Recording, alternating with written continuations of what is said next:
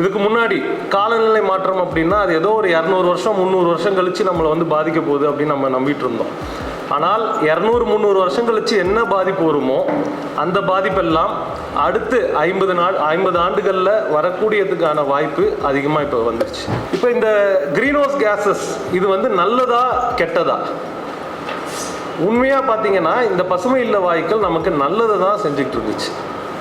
இப்போ இந்த இயற்கையாக இருக்கக்கூடிய அந்த லெஃப்ட் சைடில் இருக்குது பார்த்தீங்கன்னா அது natural green house gas effect. அது என்ன பண்ணோம் அப்படின்னா பூமியை சுற்றி ஒரு லேயராக இந்த பசுமை இல்ல வாயுக்கள் வந்து சுற்றி இருக்கும். இப்போ இந்த இயற்கையாக இருந்த இந்த பசுமை இல்ல வாயுக்கள் மட்டும் பூமியில் இல்லாமல் போயிருந்தால் பூமியோட டெம்பரேச்சர் இப்போ இருக்கிறதை விட 30-31 டிகிரி செல்சியஸ் குளுமையாக இருந்திருக்கும். இப்போ சென்னையில் நம்ம -16 டிகிரி செல்சியஸில் இருந்திருப்போம். சீ வாட்டர் இன்ட்ரூஷன் நடைபெறும். கடல் நீர் உட்புகுதல், அதாவது பூமிக்கு அடியில் கடல் நீர் உள்ளே போகும். அப்போ நிலத்தடி நீர் வந்து உப்பாகும்.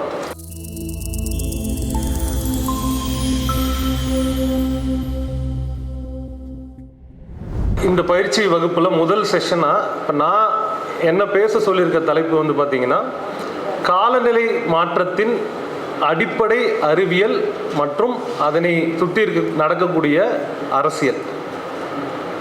ஸோ கிளைமேட் சேஞ்சோடைய சயின்ஸையும் பாலிடிக்ஸையும் புரிஞ்சுக்கிட்டா தான் இந்த கிளைமேட் சேஞ்ச் பிரச்சனை அப்படின்றது என்ன, அது என்ன மாதிரியான பாதிப்பை நமக்கு ஏற்படுத்த போது நாம் எப்படி அதிலேருந்து தற்காத்து கொள்ள முடியும் அப்படின்றத நம்மளால் புரிஞ்சுக்க முடியும்.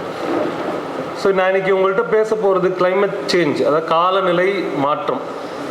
இது வந்து 10ஓட 11வது ஒரு பிரச்சனை கிடையாது. இந்த மனித இனத்தின் இந்த பூமியில் இருக்கக்கூடிய அத்தனை உயிரினங்கள், உயிர் உள்ள உயிர் இல்லாத அத்தனை விஷயங்களையும் பாதிக்கப்பட போகும் ஒரு முதன்மை பிரச்சனையாக மாறிக்கொண்டுட்டு இருக்க ஒரு பிரச்சனையை பற்றி தான் இன்றைக்கி நம்ம பேச போகிறோம். இது ஏதோ என்னுடைய வார்த்தை இல்லை. யுஎன் பிரசிடென்ட், யுனைடெட் நேஷனுடைய பிரசிடென்ட் ஆண்டனியோ கட்டர்ஸ் அவர் சொல்கிறாரு, we are traveling towards a climate hell அப்படின்றார். காலநிலை மாற்றத்தை நோக்கிய ஒரு விரைவு பாதையில் நம்ம வந்து பயணம் பண்ணிட்டு இருக்கோம் அப்படின்னு சொல்றாரு. அப்போ உலகம் முழுவதும் காலநிலை மாற்றம் அப்படின்றது ஒரு முக்கியமான பிரச்சனையாக மாறிக்கொண்டிருக்கும் ஒரு சூழல்ல இன்னைக்கு நம்ம நின்றுட்டு இருக்கோம். 2050 நமக்கு என்ன நடக்க போகுது அப்படின்ற ப்ரெடிக்ஷன்ஸ் இப்போ வர ஆரம்பிச்சிருச்சு. இதுக்கு முன்னாடி காலநிலை மாற்றம் அப்படின்னா அது ஏதோ ஒரு 200 வருஷம் 300 வருஷம் கழிச்சு நம்மளை வந்து பாதிக்க போகுது அப்படின்னு நம்ம நம்பிட்டு இருந்தோம். ஆனால் 200-300 வருஷம் கழிச்சு என்ன பாதிப்பு வருமோ அந்த பாதிப்பெல்லாம் அடுத்து 50 ஆண்டுகளில் வரக்கூடியதுக்கான வாய்ப்பு அதிகமாக இப்போ வந்துருச்சு. அந்த பாதிப்பெல்லாம் இப்போ நம்ம கண்கூட பார்க்க ஆரம்பிச்சிட்டோம். இப்போ இந்த கிளைமேட் சேஞ்ச் அப்படின்றத நான் ஒரு 5 கேள்விகள் மூலமாக இன்னைக்கு நம்ம வந்து பார்க்க போகிறோம். உங்கள்கிட்ட நான் வந்து கிளைமேட் சேஞ்ச் பற்றி 5 கேள்வி கேட்க போகிறேன். அந்த 5 கேள்விக்கான பதில் நான் உங்களுக்கு கொடுத்தாலும் நீங்கள் அந்த 5 கேள்விக்கான பதிலை வந்து நீங்கள் நோட் பண்ணி வச்சுக்கிட்டு, நான் சொல்கிறதுனாலே அதுக்கான பதில் அது இல்லை, நீங்கள் வீட்டில் போய் கூகுள் பண்ணி இதுக்கான பதில் இது தானா அப்படின்றத நீங்கள் சரி பார்க்கணும், உறுதி செய்யணும். இது ஒரு எக்ஸசைஸ் மாதிரி நினச்சிக்கோங்க. இந்த 5 கேள்விக்கான பதிலை நாம் புரிந்து கொள்வதன் மூலமாக கிளைமேட் சேஞ்ச் அப்படின்னா என்ன, அது பின்னாடி இருக்க அறிவியல் என்ன, அரசியல் என்ன அப்படின்றத நம்ம புரிஞ்சுக்க போகிறோம். ஸோ கிளைமேட் சேஞ்சை பற்றி பார்க்குறதுக்கு முன்னாடி இந்த 2 மாதம் ஜூன் ஜூலை இந்த 2 மாதங்களில் நடந்த முக்கியமான ஒரு 3 நிகழ்வுகள் அதை பற்றி நம்ம பார்த்துட்டு கிளைமேட் சேஞ்சுக்குள்ளே போகிறோம். ஸோ முதல் நிகழ்வு, அதில் டேட் எழுதியிருக்கு. என்ன டேட் எழுதியிருக்கு பாருங்கள், 22/7/2024. அதுதான் இதுவரை பதிவானதிலேயே ஹையஸ்ட் டெம்பரேச்சர். பூமியோடைய ஆவரேஜ் டெம்பரேச்சரை வந்து மெஷர் பண்ண ஆரம்பித்தாங்க. பூமியோடைய வெப்பம் டெம்பரேச்சர், சர்ஃபேஸ் டெம்பரேச்சர் எவ்வளோ அப்படின்றத 1880வது வருடம் முதல்ல வந்து ரெக்கார்ட் பண்ண ஆரம்பித்தாங்க.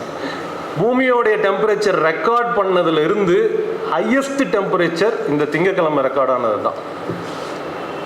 ஸோ இதற்கு முன்னாடி பார்த்தீங்கன்னா ஹையஸ்ட் டெம்பரேச்சர் போன வருஷம் ஜூன் மாதம் ரெக்கார்ட் ஆச்சு. 17.08 டிகிரி செல்சியஸ் ரெக்கார்ட் ஆச்சு. இப்போது அது 17.15 டிகிரி செல்சியஸ் வந்து ரெக்கார்ட் ஆயிருக்கு. போன வருஷம் ஜூன் மாதம் இருக்குல்ல, அதுல இருந்து போன வருடம் டிசம்பர் மாதம் வரைக்கும் அதுதான் இதுவரை ரெக்கார்டான ஹையஸ்ட் டெம்பரேச்சர். ஒவ்வொரு மாதமும் 2023 ஜூலை தான் ஹையஸ்ட் ஜூலை, 2023 அக்டோபர் தான் ஹையஸ்ட் டெம்பரேச்சர் இன் அக்டோபர் அப்படின்னு புது ரெக்கார்டு வந்து படிச்சுட்டு வந்துச்சு. இப்போ அந்த ரெக்கார்டு ஜனவரியிலேருந்து இப்போ வரைக்கும் 2024க்கு ஹையஸ்ட் ரெக்கார்டு வந்து ஷிஃப்ட் ஆகிருக்கு. அதாவது என்ன சொல்கிறாங்க அப்படின்னா, ஒவ்வொரு மாதமும் ஒவ்வொரு நாளும் பூமியோடைய டெம்பரேச்சர் அப்படின்றது இன்க்ரீஸ் ஆகிட்டு தான் இருக்குது. இன்றைக்கி நம்ம வந்து அதிக டெம்பரேச்சர்னு பேசிகிட்டு இருக்கோம், அடுத்த வருஷம் இது அதை விட அதிகமான ஒரு டெம்பரேச்சர் நோக்கி போயிட்டுருக்கு. ஸோ ரெண்டாவது சம்பவம் பார்த்தீங்கன்னா ஹீட் வேவ், கடுமையான வெப்ப அலைக்கு வந்து இந்தியா வந்து உள்ளாகி இருக்கு. இப்போ வெப்ப அலை அப்படின்னு சொல்லும் போது அது இப்போ உங்கள் எல்லாருக்கும் தெரியும், வட இந்தியாவில் வந்து வெப்ப அலை அதிகமாக இருக்கும், நம்ம எல்லாருக்கும் பொதுவாக தெரியும். ஆனால் இந்த வருஷம் வந்து ஹீட் வேவ் அலர்ட் ஐஎம்டி எந்தெந்த பகுதிகள் கொடுத்தாங்கன்னா, சவுத் இந்தியாவுக்கும் சேர்த்து ஹீட் வேவ் வந்து கொடுத்துருக்காங்க. South India peninsula, eastern India, central India, northern இந்தியான்னு எல்லா பகுதிகளுக்குமான ஹீட் வேவ் அலர்ட் வந்து ஐஎம்டி வந்து போன ஏப்ரல் மாதம் வந்து அறிவித்தாங்க. ஸோ ஹீட் வேவ் எந்த அளவுக்கு மோசமாக இருந்துச்சு அப்படின்னா, இந்த 2 மாதங்களில் மட்டும் 40,000 ஹீட் ஸ்ட்ரோக் கேசஸ் வந்து ரெக்கார்ட் ஆகிருக்கு. பொதுவாக இந்த மாதிரி ஹீட் ஸ்ட்ரோக்னால ஹார்ட் அட்டாக்ல வர பேஷண்ட்டை இது ஹீட் ஸ்ட்ரோக்குன்றது ரெக்கார்ட் பண்ணுற அளவே வந்து கம்மி தான். ஆனால் அப்படி இருந்தாலும் 40,000 பேர் வந்து ஹீட் ஸ்ட்ரோக்னால வந்த ஹார்ட் அட்டாக் ஸ்ட்ரோக்கில் வந்து ஹாஸ்பிட்டல் அட்மிட்டாக இருந்தாங்க. 2 நாட்களில் மட்டும் 100 பேருக்கு மேலே வந்து மரணம் அடைஞ்சிருந்தாங்க. ஸோ எலெக்ஷன் நேரங்களில் மே 31ஆம் நாள், மே 31ஆம் தேதி மட்டும் 61 பேர் வந்து ஹீட் ஸ்ட்ரோக்னால உயிரிழந்தாங்க. வட இந்தியாவில் 61 பேர் உயிரிழந்தாங்க. இந்த 61 பேரில் 23 பேர் தேர்தலுக்காக வேலை செஞ்சுட்டு இருந்த கவர்மெண்ட் போல் ஆஃபீஸர்ஸ். ஒரு நாள் நடந்த சம்பவம். அதே மாதிரி போன வருஷம் பார்த்தீங்கன்னா எலெக்ஷன் கேம்பெயின் அப்போ பிஜேபியோட எலெக்ஷன் கேம்பெயினில் 40 பேருக்கு மேலே உத்தரப்பிரதேசில் பல்லியான்ற ஊரில் ஹீட் வேவ்னால இறந்து போனாங்க. அப்போ ஹீட் வேவ்னால இறக்கக்கூடிய மக்களுடைய எண்ணிக்கை அப்படின்றது அதிகரிச்சுட்டு இருக்கு. அதே மாதிரி ஹீட்டும் பார்த்தீங்கன்னா 53 டிகிரி 54 டிகிரி வரைக்கும் வட இந்தியாவில் பதிவாகிருக்கு. தென்னிந்தியாவில் தமிழ்நாட்டை எடுத்துக்கிட்டிங்கன்னா வேலூரில் 43.7 டிகிரி செல்சியஸ் அளவுக்கு வெப்பம் வந்து இந்த வருஷம் பதிவாகிருக்கு. ஸோ உங்களுக்கு லெஃப்டில் இருக்கிறது தமிழ்நாட்டுடைய டெம்பரேச்சர். அதே மே 31ஆம் தேதி தமிழ்நாட்டில் எவ்வளோ டெம்பரேச்சர் இருந்ததுன்ற டேட்டா. ஸோ 43.7 டிகிரி செல்சியஸ் வந்து வேலூர் பதிவாகியிருக்கு. அதே மாதிரி 42 டிகிரி சென்னை வந்து 41.7 பதிவாகியிருக்கு. இது இல்லாமல் இதுக்கு ஒரு வாரம் கழித்து பார்த்தீங்கன்னா சென்னை 42 வந்து டச் பண்ணியிருந்தது. ஸோ ஒரு 40 டிகிரிக்கு மேலே பதிவாகிறது தான் நம்மளோட நியூ நார்மல் அப்படின்ற ஒரு ஸ்டேட்டுக்கு வந்து நம்ம போயிருக்கோம். இப்போ இதில் கவனிக்க வேண்டிய இன்னொரு முக்கியமான விஷயம் என்னன்னு பார்த்தீங்கன்னா, ஹீட் வேவ் பொறுத்த வரைக்கும் விஞ்ஞானிகள் இதுக்கு முன்னாடி வெப்பத்தோட அளவு எவ்வளோ இருக்குது அப்படின்றத மட்டும்தான் கணிச்சிட்டு இருந்தாங்க, பார்த்துக்கிட்டு இருந்தாங்க. இப்போ ஹியூமிடிட்டி, ஈரப்பதம் எவ்வளோ இருக்குது, வெப்பம் அதிகமாக இருக்கும் போது அந்த பகுதியோட ஈரப்பதம் எவ்வளோ இருக்குது அப்படின்றது சேர்த்து பார்க்க ஆரம்பிச்சிருக்காங்க. அப்போ வெப்பத்தோட ஈரப்பதம் அதிகமாக இருக்கும்போது நம்மளுடைய உடலுக்கு பாதிப்பு ஏற்படுத்துறதும் நமக்கு வந்து ஹீட் ஸ்ட்ரோக் வருவதற்கான வாய்ப்பு அதிகமாக இருக்கிறதாக சொல்கிறாங்க. அப்போ இப்போ உங்களுக்கு வந்து 50 டிகிரி செல்சியஸ் வந்து உங்களுக்கு இதில் பதிவாகிருக்கு ராஜஸ்தானில். இப்போ ஒரு உதாரணத்துக்கு சொல்லணும்னா, இப்போ டெல்லியில் வந்து 45 டிகிரி வெப்பம் அடிக்குது, தமிழ்நாட்டில் 35 டிகிரி தான் வெப்பமாக இருக்குது அப்படின்னா கூட டெல்லியை விட அதிக பாதிப்பு தமிழ்நாட்டுக்கு தான். எந்த அடிப்படையிலன்னு பார்த்தீங்கன்னா, வெட்பல் டெம்பரேச்சர், ஈரப்பதம் அதிகமாக இருக்கும் போது அங்கே அடிக்கிற 45 டிகிரி வெப்பம் வந்து உடம்புல 45 டிகிரி என்ன தாக்கம் கொடுக்குமோ அந்த தாக்கத்தை கொடுக்கும். ஆனால் இங்கே அடிக்கின்ற 35 டிகிரி நம்மளுடைய உடம்புக்கு 50 டிகிரி அளவுக்கான தாக்கத்தை கொடுக்கும். அதை தான் நீங்கள் வந்து உங்களுடைய ஃபோனில் எடுத்து பார்த்தீங்கன்னா ஃபீல்ஸ் லைக்னு இருக்கும். Temperature 35, feels like 45, feels like 48 அப்படின்னு இருக்கும். இந்த வருஷம் சென்னைக்கு ஃபீல்ஸ் லைக் 51, அதாவது 51 டிகிரிக்கு என்ன வெப்பம் தாக்கம் கொடுக்குமோ அந்த தாக்கம் நம்ம உடம்புல கொடுப்பதற்கான வெப்பம் தமிழ்நாட்டில் வந்து அடிச்சு. இதில் என்ன பார்த்தீங்கன்னா, ஒரே நேரத்தில் இந்த நாட்டில் ஒரே நேரத்தில் அது பார்த்தீங்கன்னா 28ஆம் தேதி நடந்த சம்பவம். ராஜஸ்தானில் 50.5 டிகிரி வெப்பம் இருக்குது. அதே மேகாலயாவில் பார்த்தீங்கன்னா 59 சென்டிமீட்டர் வந்து மழை பொழிவு. ஒரு வருஷத்துக்கு என்ன மழை பெய்யணுமோ மேகாலயாவில் அதில் ஒரு 3 மாதத்துக்கான மழை வந்து ஒரு நாளில் பெஞ்சிருச்சு. அப்போ ஒரே நேரத்தில் வெயிலும் அடிக்குது, வெப்பமும் இருக்குது, வறட்சியும் இருக்குது, ஃப்ளட்டும் இருக்குது. ஸோ அந்த மாதிரியான ஒரு சுச்சுவேஷன் வந்து நம்ம ஃபேஸ் பண்ணிகிட்டு இருக்கோம். இது கடந்த மாதம் ஜூன் 23ஆம் தேதி டேட்டா. அது அசாமில் ஏற்பட்ட வெள்ளத்தினால அசாமில் இருக்கக்கூடிய 11 டிஸ்ட்ரிக்டில் பெரும் வெள்ளம். கிட்டத்தட்ட 20 லட்சம் மக்கள், 20,70,000 மக்கள் வந்து அந்த வெள்ளத்தினால பாதிக்கப்பட்டாங்க. இது ஏதோ நான் வந்து ரொம்ப வருஷம் டேட்டாவை சொல்லலை, இந்த 2 மாதத்தில் நடந்த சம்பவங்களை மட்டும் நான் சொல்லிட்டு இருக்கேன். ஸோ உங்கள்கிட்ட அந்த கேட்க போகிறேன்னு சொல்லியிருந்தேன். அந்த 5 கேள்வியோடைய முதல் கேள்வி, தயவுசெய்து உங்கள்கிட்ட நோட் பேடு பேனா இருந்துச்சுன்னா நீங்கள் எழுதி வச்சுக்கோங்க. முதல் கேள்வி, காலநிலை மாற்றம் என்றால் என்ன? What is climate change? நம்ம எல்லாம் கல்லூரிகளில் பள்ளிக்கூடத்தில் நம்ம படித்தது தான், என்வரான்மெண்டல் சயின்ஸ் சப்ஜெக்டில் இது எல்லாமே படித்து கடந்து தான் வந்திருக்கோம்.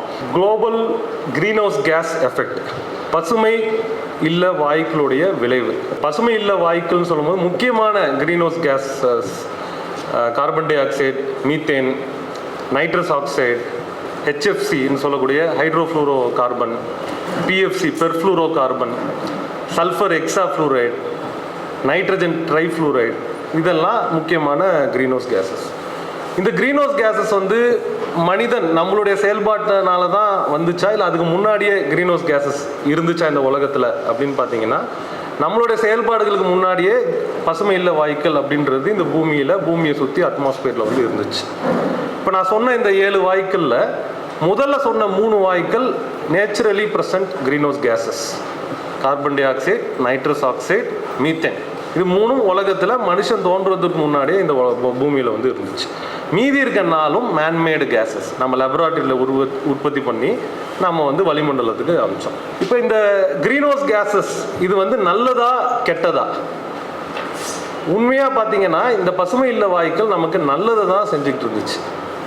இப்போ இந்த இயற்கையாக இருக்கக்கூடிய அந்த லெஃப்ட் சைடில் இருக்குது பார்த்தீங்கன்னா, அது natural green house gas effect. அது என்ன பண்ணோம் அப்படின்னா, பூமியை சுற்றி ஒரு லேயராக இந்த பசுமை இல்ல வாயுக்கள் வந்து சுற்றி இருக்கும். இப்போ நம்ம எல்லாருக்கும் ஜுரம் வருது, ஜுரம் வரும்போது நம்ம என்ன பண்ணுறோம், ஒரு நமக்கு வேண்டிய டெம்பரேச்சரை மெயின்டைன் பண்ணுறதுக்காக குளிருதுன்னு சொல்லிட்டு நம்ம வந்து போர்வையை போத்திக்கிறோம். அதே மாதிரி பூமிக்கு ஒரு போர்வையாக இருந்து பூமியோடைய டெம்பரேச்சரை மெயின்டைன் பண்ணிட்டு இருந்தது இந்த க்ரீன் ஹவுஸ் கேஸ். இப்போ இந்த இயற்கையாக இருந்த இந்த பசுமை இல்ல வாயுக்கள் மட்டும் பூமியில் இல்லாமல் போயிருந்தால் பூமியோட டெம்பரேச்சர் இப்போ இருக்கிறதை விட 30-31 டிகிரி செல்சியஸ் குளுமையாக இருந்திருக்கும். இப்போ சென்னையில் நம்ம -16 டிகிரி செல்சியஸில் இருந்திருப்போம். -10 டிகிரியில் நம்ம வந்து எல்லாரும் ஐஸில் இருந்திருப்போம், ஐஸ் ஏஜில் இருந்த மாதிரி இருந்திருப்போம். அதை தவிர்த்து நம்மளை வந்து ஒரு பாதுகாப்பான ஒரு நல்ல டெம்பரேச்சருக்கு மெயின்டைன் பண்ணிட்டு இருந்தது இந்த பசுமை இல்ல வாயுக்கள். ஆனால் நாம் என்ன செஞ்சிட்டோம்னா, இண்டஸ்ட்ரி ப்ராசஸ் மூலயமாகவும் வாகனத்திலேருந்து வரக்கூடிய புகையினாலும் மேன்மேடு நடவடிக்கைகளாலும் இந்த பசுமை இல்ல வாயுக்களை அதிகப்படியாக இந்த பூமிக்கு வந்து நம்ம கொடுத்துட்டோம். இந்த கார்பன் மோனாக்சைடு இயற்கையாக இருக்கிறத நம்ம வந்து அதிகப்படியாக நம்ம வந்து கொடுத்துட்டோம். அதுவும் இல்லாமல் புதிதாக ஹெச்எஃப்சி, பிஎஃப்சி மாதிரியான, சல்ஃபர் எக்ஸாஃப்ளூரைடு மாதிரியான வாயுக்களை புதிதாக உற்பத்தி பண்ணி நம்ம வந்து அந்த இடத்துல அனுப்பிட்டோம். அப்போ அது என்ன பண்ணுதுன்னா, ஏற்கனவே இருந்ததை விட 2 மடங்கு அதிகமாக அது வந்து க்ரீன் ஹவுஸ் கேஸ் வந்து ஃபார்ம் ஆனதன் காரணமாக நமக்கு வெப்பத்தை வந்து அதிகமாக கொடுக்க ஆரம்பிச்சிருக்கு. இப்போ 430 ppm, ஜெனி காலில் சொன்னாங்க, 426 ppm அளவுக்கான கார்பன் வந்து உங்களுக்கு வந்து வளிமண்டலத்தில் இருக்குது. அப்போ இன்னும் இதை வந்து நம்ம அதிகரிச்சுட்டு இருக்கோம். அதை அதிகரிக்கும் போது தான் என்ன ஆகுதுன்னா, வெப்பம், பூமியோட வெப்பம் அப்படின்றது அதிகரிக்குது.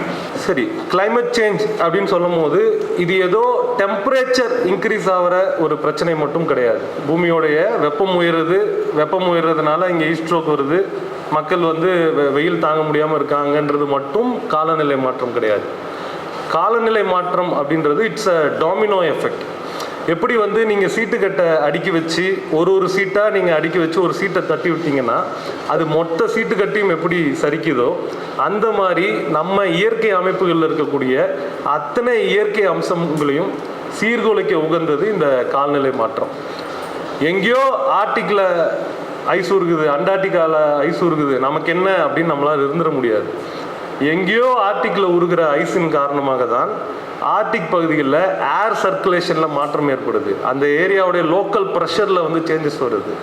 ஆர்டிக்கில் ஏர் சர்க்குலேஷன் சேஞ்சஸ் வரதன் காரணமாக தான் பசிபிக் ஓஷனில் இயல்பாக வரக்கூடிய எல்னினோ சூப்பர் எல்னினோவாக மாறியது. பசிபிக் ஓஷனில் சூப்பர் எல்னினோ ஃபார்ம் ஆனதுனால தான் 2015ஆம் ஆண்டு சென்னைக்கு பெருமள்ளம் வந்தது. 2015 சென்னை பெருமள்ளத்துக்கு ஆர்டிக்கில் உருகிற ஐஸ் காரணம் அப்படின்னு சொன்னால் நம்மளால் நம்ப முடியாது. ஆனால் நீங்கள் வீட்டுக்கு போய் கூகுள் பண்ணி பாருங்கள், இதற்கு பின்னாடி இருக்கக்கூடிய அறிவியலை நீங்கள் தேடி பாருங்கள். அப்போ எங்கேயோ ஆர்டிக்கில் உருகிற ஐஸ் நம்மளை வந்து இங்கே பாதிப்புக்கு உள்ளாக்கிட்டு தான் இருக்குது. நம்ம வந்து பூமியில் தனிச்சு கிடையாது. எங்கேயோ ஒரு பூமியில் ஒரு இடத்துல நடக்கிற மாற்றங்கள் கூட நம்மளை வந்து பாதித்து கொண்டு தான் இருக்கிறது, இன்னும் பாதித்து கொண்டு தான் இருக்கும். அப்போ இன்னொரு உதாரணத்துக்கு சொல்லணும்னா, இப்போ கிளைமேட், இப்போ வந்து global greenhouse gas effect பார்த்தோம். அதனால் வந்து பூமியோடைய டெம்பரேச்சர் வந்து அதிகரிக்குது. டெம்பரேச்சர் அதிகரிக்கும் போது ஆர்டிக் பகுதிகளில் ஐஸ் உருகுது. ஐஸ் உருகுறதுனால என்ன ஆகுதுன்னு பார்த்தீங்கன்னா, கடல் நீரோடைய மட்டம் வந்து அதிகரிக்குது. அப்போ கடல் நீர் மட்டம் அதிகரித்தால் என்ன ஆகும்? இப்போ இந்தியாவுக்கு பார்த்தீங்கன்னா, இந்தியன் ஓஷனில் இருக்கக்கூடிய இந்த பகுதிகளில் கடல் நீர் மட்டம் 1 மீட்டர் அளவுக்கு உயர்றதுக்கான வாய்ப்பு இருக்கிறதாக எச்சரிக்கை கொடுத்துருக்காங்க. அப்போ 1 மீட்டர் ரைஸ், கடல் மட்டம் 1 மீட்டர் உயர்ந்தால் என்ன ஆகும்? ஒரு கிலோமீட்டர் அளவுக்கான கடல் நீர் வந்து உள்ளே வந்துடும். சீ எரோஷன், கடல் அரிப்பு ஏற்படும். தோழர் வெங்கட் வந்திருக்காங்க, அவங்க ஊரில் பார்த்தீங்கன்னா கடல் அரிப்பு வந்து தமிழ்நாட்டிலேயே அதிக கடல் அரிப்பு அங்கே தான் நடந்துட்டுருக்கு. இப்போ சமீபத்தில் நீங்கள் பத்திரிகையில் படிச்சிருப்பீங்க, கூடங்குளம் அணு உலை பக்கத்தில் கடல் அரிப்பு அதிகமாக வந்திருக்கு அப்படின்னு நியூஸ் படிச்சிருப்பீங்க. அப்போ இந்த கடல் அரிப்பு வந்து அதிகரிக்கும். 1 கிலோமீட்டர் அளவுக்கு கடல் வந்து உள்ளே வந்துச்சு அப்படின்னா சீ வாட்டர் இன்ட்ரூஷன் நடைபெறும். கடல் நீர் உட்புகுதல், அதாவது பூமிக்கு அடியில் கடல் நீர் உள்ளே போகும். அப்போ நிலத்தடி நீர் வந்து உப்பாகும். 1 கிலோமீட்டருக்கு கடல் உள்ளார வந்ததுன்னா 2லேருந்து 3 கிலோமீட்டர் அளவுக்கு நிலத்தடி தண்ணீர் வந்து உப்பாகும். அப்போ நினச்சி பாருங்கள், நம்மளுடைய தமிழ்நாடு கோஸ்ட் வந்து 1076 கிலோமீட்டர் ஸ்ட்ரெச்சு. அப்போ இங்கே சீ வாட்டர் இன்ட்ரூஷன் நடந்ததுன்னா என்ன ஆகும்? இப்போ நிறைய பேர் வந்து டெல்டா பகுதியிலேருந்து வந்திருக்கீங்க. இப்போ இந்த ஈசிஆர் சென்னை தாண்டிட்டிங்கன்னா, ஈசிஆர் ரோடு பிடிச்சிங்கன்னா இங்கேருந்து ஒரு நாகப்பட்டினம் வரைக்குமே பார்த்தீங்கன்னா ஈசிஆர் ரோடு வரும். ரோட்டுக்கு லெஃப்ட் சைடு கடல், ரைட் சைடு இம்மிடியேட்டாக விவசாய நிலம் இருக்குது. அப்போ 3 கிலோமீட்டர் இந்த பக்கம் கடல் வந்துருச்சுன்னா நம்மளுடைய விவசாயம் பாதிக்கப்படும், அரிசி உற்பத்தி பாதிக்கப்படும். எத்தனை பேர் காலைல பிரேக்ஃபாஸ்ட்டுக்கு இட்லி தோசை சாப்பிட்டீங்க? இன்றைக்கி நம்ம தமிழ்நாட்டில் காலையில் பிரேக்ஃபாஸ்ட்டுக்கு 8 இட்லி சாப்பிட்றோம் அப்படின்னா அதில் ஒரு 3.5 இட்லிக்கான அரிசி காவிரி டெல்டா பகுதியிலேருந்து வருது. அப்போ அந்த பகுதி உப்பாயிடுச்சு, விவசாயம் பாதிக்கப்பட்டிருக்குன்னா அரிசி உணவு பற்றாக்குறை வரும். இன்றைக்கி 50 ரூபாய்க்கு விற்கிற அரிசி நாளைக்கு 1 கிலோ 1000 ரூபாய்க்கு விற்கும். 1000 ரூபாய்க்கு அரிசி விற்கும் போது 1000 ரூபா பணம் கொடுத்து அரிசி வாங்கி பிழைத்து கொள்பவர்கள் தப்பிச்சுப்பாங்க. ஆனால் பணம் இல்லாத நம்மளை போன்ற சாதாரண ஏழை மக்கள் இதனால் பாதிக்கப்படுவார்கள். அப்போ இந்த கிரக்ஸோட தான் கிளைமேட் சேஞ்சை நம்ம புரிஞ்சுக்கணும். கிளைமேட் சேஞ்சோட பாதிப்பு அது எப்படியெல்லாம் இங்கே வரப்போகுது, இங்கே வந்தாலும் அதில் அதிகம் பாதிக்கப்பட போகிறது யார்? சாமானிய எளிய மக்கள். அப்போ இதை தான் நாம் வந்து உள்வாங்கிக்கணும் கிளைமேட் சேஞ்சை பற்றி புரிஞ்சுக்கும் போது. நெக்ஸ்ட், காலநிலை மாற்றம் ஒரு பெரிய பிரச்சனை அப்படின்னு இங்கே உட்கார்ந்துருக்கிற எத்தனை பேர் நம்புறீங்க? அதாவது நீங்கள் உங்கள் வாழ்நாளில் கிளைமேட் சேஞ்சோடைய பாதிப்பை நான் கண்ணெதிர நான் பார்க்க போகிறேன், அது எனக்கு ஒரு பெரிய பிரச்சனைன்னு இங்கே இருக்க எத்தனை பேர் வந்து நம்புறீங்க? ஓகே, ஒரு 50% பேர் வந்து கை தூக்கியிருக்கீங்க. ஸோ இதை நம்பாமல் இருக்கவர்களுக்கு என்ன காரணமாக இருக்குன்னா, அது என்னோட வாழ்நாளில் நான் பார்க்க போகிறதில்ல அப்படின்ற ஒரு கருத்து இருக்குது. அதே மாதிரி இதை பற்றி தெரியாததுனாலும் இதை நம்ப மாட்டோம் அப்படின்ற ஒரு கருத்து இருக்குது. நிறைய பேர் இதை வந்து எதிர்த்து இதெல்லாம் நடக்காது சும்மா பேசுகிறாங்கன்ற சொல்கிற கருத்துக்கள் இருக்குது. அதை கேட்கிறவர்களும் இதை நம்பாமல் இருக்கிறாங்க. இந்த ட்ரெண்டு வந்து இங்கே மட்டும் கிடையாது. இப்போ நம்ம பயப்பட வேண்டாம், என்னடா பாதி பேர் கை தூக்கலையேன்னு நீங்கள் பயப்பட வேண்டாம். உலகம் எங்கும் இந்த ட்ரெண்ட் இப்படி தான் இருக்குது. நம்ம நாடு இல்லை, வளர்ந்த நாடு அமெரிக்கா போன்ற நாடுகளில் கூட காலநிலை மாற்றத்தை நம்பாதவர்கள் பலர் இருக்கிறாங்க. அடுத்த ஸ்லைடு. இது வந்து 2016 அமெரிக்காவில் நடந்த ஒரு கருத்து கணிப்பு. அப்போ 2016 அமெரிக்க மக்கள்கிட்ட கேட்குறாங்க, எத்தனை பேர் காலநிலை மாற்றத்தை பெரிய பிரச்சனையாக பார்க்குறீங்கன்னு. 44% பேர் தான் அதை பிரச்சனையாக பார்க்குறாங்க. மீதி 56% வந்து அது பெரிய பிரச்சனை இல்லை, அது வந்து ஒரு பொய் அப்படின்னு சொன்னாங்க. அப்போ ஏன் 56 பேர் அப்படி சொன்னாங்க அப்படின்னு பார்த்தீங்கன்னா, இந்த சைடு பார்த்தீங்கன்னா சயின்டிஸ்ட் கிட்ட போய் கேட்குறாங்க, எத்தனை பேர் கிளைமேட் சேஞ்சை பெரிய பிரச்சனையாக நினைக்கிறீங்க? 97% சயின்டிஸ்ட் வந்து அது பெரிய பிரச்சனையாக பார்க்குறாங்க. அப்போ சயின்டிஸ்ட்டுக்கும் மக்களுக்குமான அந்த வேறுபாடு, அப்போ அந்த தரவுகளை வைத்து தான் இந்த சயின்டிஸ்ட் சொல்கிறாங்க. அப்போ கிளைமேட் ரிசர்ச் நடந்திருக்கு, அந்த சயின்ஸ் பேக்ரவுண்டில் இருந்து அதை ஆதாரமாக வைத்து இவர்கள் நம்புகிறார்கள். அந்த ஆதாரங்கள் மக்கள்கிட்ட போய் சேரலை. அந்த விழிப்புணர்வு மக்கள்கிட்ட போய் சேராத காரணத்தினால தான் மக்களுக்கு இன்னும் அதை பற்றி தெரியாமல் இருக்குது. ஆனால் கண்ணெதிர்க்கே மக்கள் வந்து அந்த பிரச்சனையை பார்க்க ஆரம்பிச்சிட்டாங்க. அவங்க உணர்ந்து கிளைமேட் சேஞ்ச் வந்து பாதிப்பு வரும் அப்படின்னு 90% பேர் ஒரு முடிவுக்கு வரத்துக்குள்ள அதனுடைய பாதிப்பு இங்கே வந்துட்டு போயிடும். நெக்ஸ்ட், ஸோ சாதாரண மக்கள் மட்டும் கிடையாது, உலக நாட்டு தலைவர்கள் கூட கிளைமேட் சேஞ்சை வந்து மறுத்திருக்காங்க.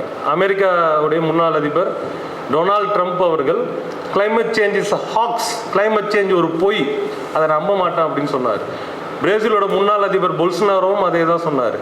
இவர் ட்ரம்ப் ஒரு படி மேலே போய் அமெரிக்காவோட வளர்ச்சியை தடுப்பதற்காக சைனா கட்டவிழ்த்த கட்டுக்கதை தான் இந்த கிளைமேட் சேஞ்ச் அப்படின்னு சொன்னார். ஆனால் என்ன ஆச்சுன்னு பார்த்தீங்கன்னா, கிளைமேட் சேஞ்ச் அவர் மறுதளிச்சாருன்ற காரணத்திற்காகவே பொல்சனாரோ வந்து பதவியிலிருந்து தூக்கி எறியப்பட்டார். அவர் கிளைமேட் சேஞ்சை மறுதளிச்சுட்டு அங்கே உள்ள காடுகளை அழிக்க ஆரம்பித்தார். காடுகளை அழித்து அந்த நாட்டுடைய வளத்தை பெருக்குவதாக தேர்தல் வாக்குறுதி கொடுத்து தேர்தலை சந்தித்து ஜெயிச்சு அந்த வேலைகளை பண்ணார். அடுத்த தேர்தலில் அவர் தூக்கி எறியப்பட்டார். ஏன்னா அவங்க வெட்டின அந்த காடுனால அமேசான் காடு பற்றி எரிஞ்சுது. எங்கெல்லாம் இவங்க வந்து மரத்தை வெட்டினாங்களோ அந்த ஏரியாவில் தான் வந்து ஃபாரஸ்ட் ஃபயர் அதிகமாக நடந்துச்சு. இப்போ வரைக்கும் ஒரு ஃபுட்பால் கிரவுண்டு சைஸுக்கு அளவுக்கான காடு வந்து அமேசானில் பிரேசிலில் வந்து எரிஞ்சிக்கிட்டு இருக்கு. அப்போ அதுக்கெல்லாம் இதான் காரணம்னு மக்கள் கண்டுபிடிச்சி அவர் பதவியிலிருந்து தூக்கி எறிஞ்சாங்க. அதே மாதிரி அமெரிக்கா தேர்தலில் கூட காலநிலை மாற்றம் ஒரு முக்கியமான ஃபேக்டராக இருந்துச்சு. இப்போ இதெல்லாம் தாண்டி இப்போ அது 2016 சொன்ன சர்வே, ஆனால் இப்போ மக்கள்கிட்ட போய் கேட்டிங்கன்னா அதோட விழிப்புணர்வு அதிகரிச்சுக்கிட்டு இருக்கு. ஏன் மக்கள் விழிப்படைஞ்சிருக்காங்க அப்படின்னு பார்த்தீங்கன்னா, கண் எதிரே காலநிலை மாற்றத்துடைய பாதிப்புகளை சந்திக்க ஆரம்பிச்சிட்டாங்க. நெக்ஸ்ட், அமெரிக்காவில் போன ஆண்டு 2023 ஆண்டு தான் உலகத்திலேயே அதிகமாக கிளைமேட் டிசாஸ்டர் நடந்த ஆண்டுகள். அப்போ போன 2023 ஆண்டு அமெரிக்காவில் 23 பெரிய எக்ஸ்ட்ரீம் கிளைமேட்டிக் ஈவெண்ட்ஸ் நடந்துச்சு. பெரியன்னு சொல்லும் போது 1 பில்லியன் ரூபாய்க்கு மேலே, டாலருக்கு மேலே சேதம் விளைவிச்சு தான் அது பெரிய டிசாஸ்டர்னு சொல்கிறாங்க. அந்த மாதிரி ஒரு 23 டிசாஸ்டர்ஸ் வந்து போன வருஷம் நடந்துச்சு. இடாலியா சைக்ளோன் உட்பட, கனடா ஃபாரஸ்ட் ஃபயர் உட்பட 23 டிசாஸ்டர்ஸ் அமெரிக்காவில் நடந்தது. இதற்கு அமெரிக்கா கொடுத்த விலை $57 பில்லியன். இந்தியாவில் 83 டிசாஸ்டர்ஸ் நடந்துச்சு.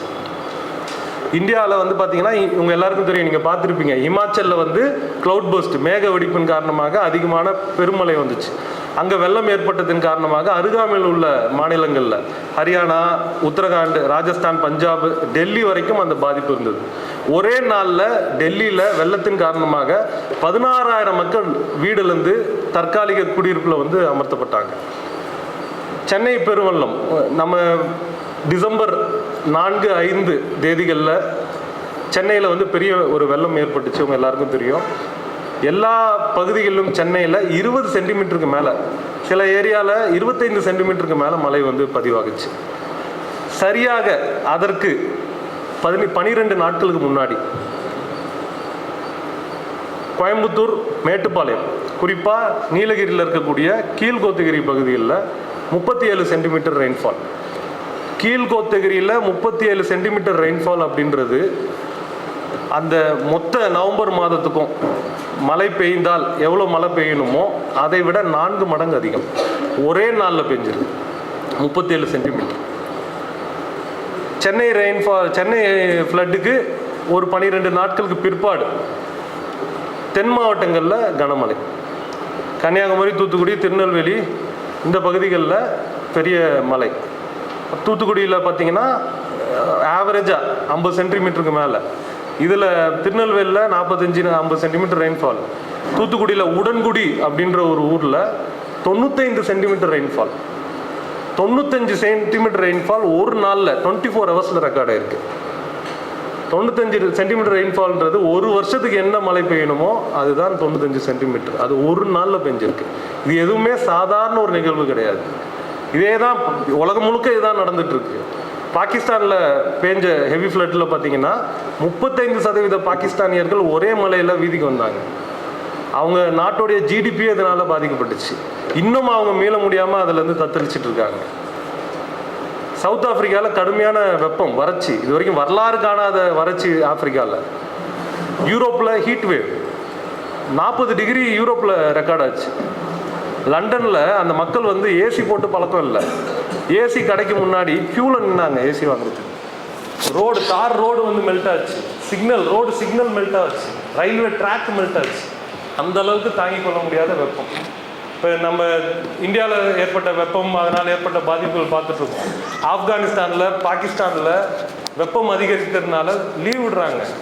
இத்தனை மணிக்கு மேலே வெளில போகாதீங்கன்ற பொது அறிவிப்பு இருக்குது. ஆப்கானிஸ்தான் கராச்சியில் இருக்குது. கராச்சியில் இருக்கக்கூடிய ஹாஸ்பிட்டல்ஸில் ஹீட் வேவுக்குன்னு தனி வார்டு வந்து உருவாக்கியிருக்காங்க. ஹீட் வேவ் பேஷண்ட்டை அட்மிட் பண்ணுறதுக்கும் ட்ரீட்மெண்ட் பண்ணுறதுக்கும் தனி வார்டு உருவாக்கப்பட்டிருக்கு. கோவிடில் எப்படி நமக்கு வந்து சானிடைசர் நம்ம மேலே அடித்தாங்களோ, அந்த மாதிரி பொது இடங்களில் மக்கள் மேலே ஸ்ப்ரிங்க்லர் வச்சு தண்ணி அடிக்கிறாங்க, அவங்க மயக்கம் போட்டு விழுந்துடக்கூடாதுன்னு. இதெல்லாம் உலகத்தில் ஏற்கனவே நடக்க ஆரம்பிச்சிருச்சு. இதெல்லாம் பார்த்து தான் மக்கள் வந்து காலநிலை மாற்றத்தினுடைய விழிப்புணர்வு வந்து இன்னும் அதிகரிச்சிட்ருக்கு. இந்த ட்ரெண்ட் அப்படின்றது மாறிக்கிட்டு இருக்கு. நெக்ஸ்ட், ஸோ இது என்னோட வார்த்தை இல்லை, இது வந்து ஐபிசிசி, தயவுசெய்து நோட் பண்ணிக்கோங்க. IPCC, inter government panel on climate change, 160 நாடுகளை சேர்ந்த விஞ்ஞானிகளை உள்ளடக்கிய ஒரு சர்வதேச ஆராய்ச்சி அமைப்பு. யுனைடெட் நேஷனுடைய அதிகாரத்துக்கு கீழே இயங்கி கொண்டு இருக்கக்கூடிய இந்த 160 நாடுகளுடைய சயின்டிஸ்ட் என்ன சொல்கிறாங்க அப்படின்னு பார்த்தீங்கன்னா, இனிமே ஒன்ஸ் இன் செஞ்சுரி ஈவெண்ட், அதாவது நூற்றாண்டுக்கு ஒரு முறை வரக்கூடிய பேரிடர்கள் இனிமே வருடாந்திர நிகழ்வாக நடக்க போகுது, அதற்கு நாம் தயாராகணும் அப்படின்னு ஐபிசிசி வந்து அறிவிச்சிருக்காங்க. கிளைமேட் சேஞ்ச் வந்து உண்மை அப்படின்றத நம்ம பார்த்துட்டோம். மூணாவது முக்கியமான கேள்வி, காலநிலை மாற்றத்திற்கு யார் காரணம்? இந்த கேள்வி நான் உங்கள்கிட்ட கேட்குறேன். கிளைமேட் சேஞ்சுக்கு யார் காரணம்? ஆப்ஷன்ஸ் வேணால் கொடுப்போம். மனிதன், இயற்கை. மனிதனும் இயற்கையும் சேர்ந்து காரணம். மனிதன் தான் காரணம். நீங்கள் ஆனால் ரொம்ப டக்குன்னு இந்த பதிலை சொல்லிட்டீங்க, இதுதான் சரியான பதில். ஆனால் விஞ்ஞானிகள் இந்த பதிலை சொல்வதற்கு ரொம்ப காலம் எடுத்துக்கிட்டாங்க. இப்போ இந்த ஐபிசிசி ரிப்போர்ட் சொல்கிறோம்ல, அது வந்து ஒரு 5 வருஷத்துக்கு 6 வருஷத்துக்கு அந்த ரிப்போர்ட் வரும். 4வது ஐபிசிசி ரிப்போர்ட்டில் என்ன சொல்கிறாங்கன்னா, இதுக்கு மனிதன் பிரதான காரணம், ஆனால் இயற்கையும் காரணமாக இருக்கக்கூடும் அப்படின்னு ஒரு அசம்ஷன் அவங்களுக்கு. இன்னும் அவங்க கன்க்ளூட் பண்ணல, மனுஷன் மட்டும்தான் காரணம்னு சொல்லலை. 5வது அசஸ்மெண்ட் ரிப்போர்ட்டும் அந்த அளவுக்கு தெளிவாக சொல்லலை. ஆனால் கடைசியாக வந்திருக்கக்கூடிய 6வது மதிப்பீட்டு ஆய்வறிக்கை தான் மிக தெளிவாக சொன்னது, it's a human induced climate change, மனிதனால் உந்தப்பட்ட காலநிலை மாற்றம் அப்படின்னு ரொம்ப தெளிவாக 6th அசஸ்மெண்ட் ரிப்போர்ட் சொன்னாங்க. அப்போ எதை வச்சு இதை சொன்னாங்க அப்படின்றது இருக்குல்ல, அதுதான் நெக்ஸ்ட் ஸ்லைட். இப்போ இந்த கிராஃபை பார்த்துக்கோங்க, இது ரொம்ப முக்கியமான ஒரு கிராஃப். இப்போ நம்ம வெப்பம் அதிகரிக்குதுன்னு பேசிகிட்டு இருக்கோம். இதுக்கு முன்னாடியே உலகத்தில் வெப்பம் அப்படின்றது ஒரு அதிகரித்ததும் இருந்திருக்கு, இதுக்கு விட கம்மியாகவும் ஐசேஜில் இருந்திருக்கு. ஒரு ஸ்டேபிளான டெம்பரேச்சர் அப்படின்றது இல்லாமல் தான் இருந்துச்சு. பூமி பந்து தோன்றியதுலேருந்து இப்போ வரைக்கும் பூமியோடைய வெப்பம் இப்போ இருக்கிறதை விட 14 டிகிரி செல்சியஸ் அதிகமாக இருந்திருக்கு. இப்போ இருந்ததை விட மைனஸ்லேயும் இருந்திருக்கு. ஆனால் இப்போ நம்ம டெம்பரேச்சர் ரைஸ் ஆகும்போது அது எப்படி நம்ம மனிதன் மேலே சொல்ல முடியும்? இயற்கையாகவே இது நடந்துக்கிட்டு தானே இருக்குது அப்படின்ற ஒரு வாதத்தின் அடிப்படையில் தான் விஞ்ஞானிகளுக்கு அந்த சந்தேகம் வந்துச்சு. ஆனால் இந்த வெப்பம் அதிகரிப்பதுனாலும் ஐசேஜுக்கு போகிறதுனாலும் இந்த பூமியில் 5 முறை முற்றொழிப்பு நடந்திருக்கு. அதாவது எக்ஸ்டின்ஷன் சொல்லுவாங்க. உயிரினங்கள் ஒன்றுமே இல்லாமல் பூமியில் இருக்க எல்லா உயிரினங்களும் அழிந்து போவது இதுவரை 5 முறை நடந்திருக்கு. ஆனால் இதற்கு பூமி எடுத்துக்கிட்ட கால அவகாசம் 500 மில்லியன் வருடங்கள். 500 மில்லியன் வருடங்களில் இயற்கையாக பூமி அழிஞ்சிருக்கு, திரும்ப பூமி தன்னாலே தோன்றியிருக்கு. அப்போ நிறைய பேர் நாங்கள் கிளைமேட் சேஞ்ச் பேசும்போது கேட்பாங்க, பூமியில் உயிரினங்கள் அழிஞ்சாலும் மீண்டும் பூமி தன்னைத்தானே புதுப்பிச்சுக்கிட்டு மறுபடியும் உயிர்கள் இங்கே தோன்றி தானே இருக்குது. டைனோசர் அழிஞ்சிருச்சு, ஆனால் வேறு உயிரினங்கள் வரதானே செஞ்சுருக்கு. நம்ம இது ஒரு இயற்கையான விஷயமா ஏன் பார்க்கக்கூடாது, ஏன் வந்து நம்ம இதை பயப்படணும் அப்படின்னு கேட்குறாங்க. அதற்கான பதில் தான் இந்த கிராஃபில் இருக்குது. இந்த கிராஃபில் அந்த கடைசியில் இருக்கக்கூடிய அந்த ஒரு ரெட் கலர் லைன் இருக்குது பாருங்கள். ஸோ அந்த இடம்தான் மனித இனத்திற்கு முக்கியமான ஒரு 12,000 வருடங்கள். அந்த 12,000 வருடங்கள் தான் மனித இனம் இப்போ நம்ம இருக்கக்கூடிய நாகரிகம் எப்படி வந்துச்சு, இப்போ நம்ம இப்போ இருக்க ஸ்டேட்டுக்கு வரத்துக்கு காரணம் அந்த 12,000 வருஷம் தான். இப்போ உலகத்தோடைய டெம்பரேச்சர் வேரி ஆகிட்டே இருந்தால் கூட அந்த 12,000 வருஷம் மட்டும் ஸ்டேபிளாக ஒரே டெம்பரேச்சர் வந்து மெயின்டைன் ஆகிருக்கு. இதுதான் ஹோலோசின் ஆப்டிமம் அப்படின்னு சொல்லுவோம். ஸோ அந்த நேரங்களில் பூமியோடைய டெம்பரேச்சர் 13.9 14 டிகிரி வரைக்கும் பூமியோட டெம்பரேச்சர் இருந்துச்சு. அப்போ 12,000 வருடம் ஒரே டெம்பரேச்சர் இந்த பூமியில் இருந்ததன் காரணமாக தான் மனிதன் விவசாயம் செய்ய கண்டுபிடித்தான், விவசாயம் பழகி கொண்டான். விவசாயம் பண்ணும்போது ஒரு இடத்த குகையில் எங்கெங்கேயோ வாழ்ந்துட்டு இருந்த மக்கள் ஒன்றா ஒரு சமூகமாக ஒரு இடத்துல கூடி வாழ ஆரம்பித்தாங்க. அப்போ அங்கேருந்து நாகரிகங்கள் உருவாச்சு, நகரங்கள் உருவாச்சு, கிராமங்கள் உருவாச்சு, இப்போ இருக்க நாடுகள் உருவாச்சு. இது எல்லாத்துக்கும் அடிப்படை இந்த பூமியோட டெம்பரேச்சர் 12,000 வருடங்களாக ஒரே டெம்பரேச்சர் இருந்தது தான். இந்த 12,000 வருஷம் ஒரே டெம்பரேச்சர் இருந்ததை தான் இப்பொழுது நாம் 1.2 டிகிரி செல்சியஸ் அளவுக்கு உயர்த்தி இருக்கிறோம். இப்போ பூமியோட டெம்பரேச்சர் 15.1 15.2 கிட்ட இருக்குது. அப்போ இந்த 1.2 டிகிரி செல்சியஸை எத்தனை வருஷத்தில் நம்ம உயர்த்திருக்கோம் அப்படின்னா 140 வருஷத்தில் பண்ணியிருக்கோம். நேச்சுரலாக இது பல லட்சம் ஆண்டுகள் கழித்து இயற்கையாக நடக்க வேண்டிய ஒரு விஷயத்த நம்மளுடைய மனித நடவடிக்கைகளால் 140 வருஷத்தில் நம்ம அதை வந்து ஷிஃப்ட் பண்ணியிருக்கோம். அது அந்த லாஸ்ட்டில் ஒரு ரெட் கலர் லைன் இருக்குது பாருங்கள். இப்படியே இந்த நிலைமை போச்சுன்னா 2050 பூமியோட டெம்பரேச்சர் அங்கே இருக்கும். 2100 அதுக்கு மேலே இருக்க அந்த ரெட் கலர் புள்ளியில் இருக்கும். இதை நோக்கி தான் நம்ம பூமியை வந்து டெம்பரேச்சர் வந்து இன்க்ரீஸ் பண்ணிகிட்ருக்கோம். அது மேலே பாருங்கள் எப்படி இந்த 140 வருஷத்தில் டெம்பரேச்சர் எப்படி அதிகரிச்சுதுன்றதுக்கான கிராஃப். 140 வருஷத்தை எப்படி கணக்கிடுறாங்கன்னா தொழில் புரட்சிக்கு பிற்பாடு 1880க்கு பிற்பாடு பூமியோட டெம்பரேச்சர் எவ்வளோ இன்க்ரீஸ் ஆகிருக்கு அப்படின்றத காட்டுறாங்க. இது ஒரு மூணு வருஷம் முன்னாடி போட்ட கிராஃப். இது வந்து 1.1 காட்டும். இப்போ வந்து 1.2 நம்ம வந்து டச் பண்ணிட்டோம். ஸோ பூமியோட டெம்பரேச்சர் இந்த 140 வருஷத்தில் 1.2 டிகிரி செல்சியஸ் உயர்ந்துள்ளது. அப்போ கிளைமேட் ரெஃப்யூஜி அப்படின்ற ஒரு வார்த்தையை கண்டுபிடிச்சிருக்காங்க. முன்னாடி நமக்கு தெரியும் போர்னால வந்து அகதிகளாக போவாங்க. ஏதாவது பஞ்சம் வந்துச்சுன்னா ஒரு இடத்துலேருந்து இன்னொரு இடத்துக்கு மைக்ரேட் ஆவாங்க. ஆனால் காலநிலை மாற்றத்தின் காரணமாக மக்கள் மைக்ரேட் ஆக போகிறாங்க, ரெஃப்யூஜியாக மாற போகிறாங்க அப்படின்னு கிளைமேட் ரெஃப்யூஜின்ற வார்த்தையை உருவாக்கியிருக்காங்க. 2050ஆம் ஆண்டுக்குள்ளே இப்போ பார்த்தீங்கன்னா ஒரு 30-40 கோடி மக்கள் வந்து கிளைமேட் ரெஃப்யூஜியாக மாறிடுவாங்க அப்படின்னு யூஎன் ரிப்போர்ட் வந்து சொல்லுது.